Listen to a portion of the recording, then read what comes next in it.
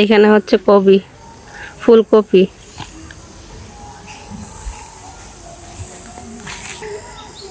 মাশাআল্লাহ অনেকগুলা ফুল চলে আসছে। আসসালামু আলাইকুম, সবাই কেমন আছেন? আশা করি সবাই ভালো আছেন। তো আজকে চলে আসলাম মানে আমাদের যে সবজি বাগান আছে, সবজি বাগানে চলে আসলাম। এখানে দেখতেছেন এটা হচ্ছে লাউ ক্ষেত। তো অনেকগুলা লাউ আসছে আলহামদুলিল্লাহ। তো অনেক দেরি হয়ে গেছে গাছটা হইছে। এই দেখতেছেন লাউ প্রায় শেষ। এখন আর লাউ মানে আগের মতো আসে না। এই যে দেখতেছেন অনেকগুলা লাউ এখানে। পোকামাকড়ের জন্য মানে একবারে মানে ইয়ে হয়ে গেছে, সবকিছু নষ্ট হয়ে গেছে। এখানে দেখতেছেন এই লাউটা লাগছে আমি মানে লাউর বেশি করার জন্য, পরবর্তী আবার যেন মানে গাছ করতে পারি বেশি দিয়া। কিভাবে করছি দেখেন সিস্টেম করে। তো এটা যখন পেকে যাবে তখন কেটে ফেলবো, তারপরে বেশি করব। তো লাউর বেশিগুলো আমি আবার নতুন করে গাছ লাগাবো।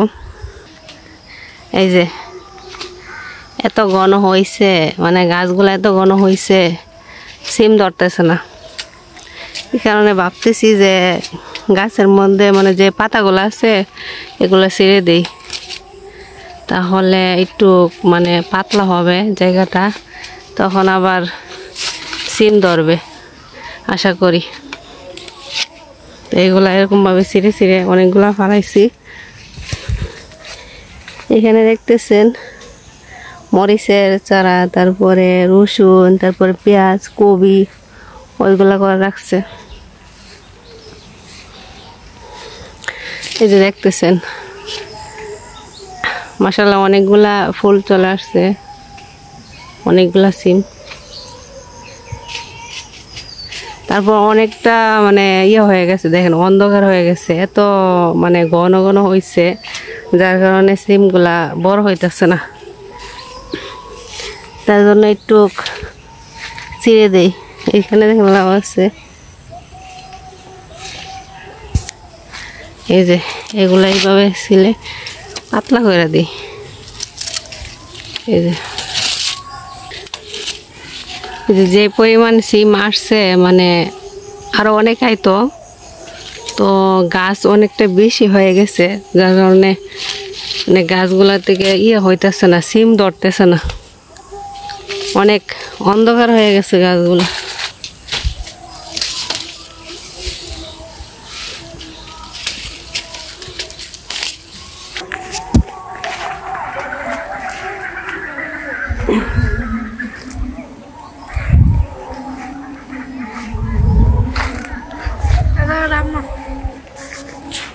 কি একটা অবস্থা, এত ঘন হয়ে গেছে মানে সিম ধরতেছে না।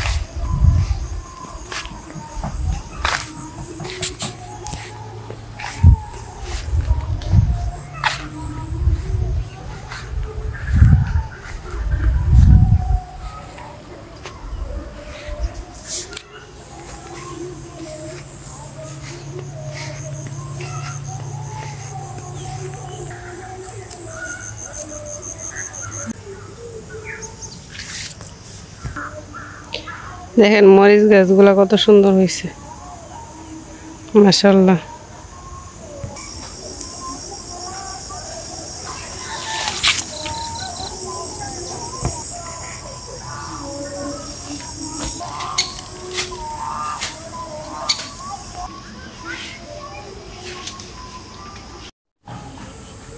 এইখানে হচ্ছে কপি, ফুলকপি।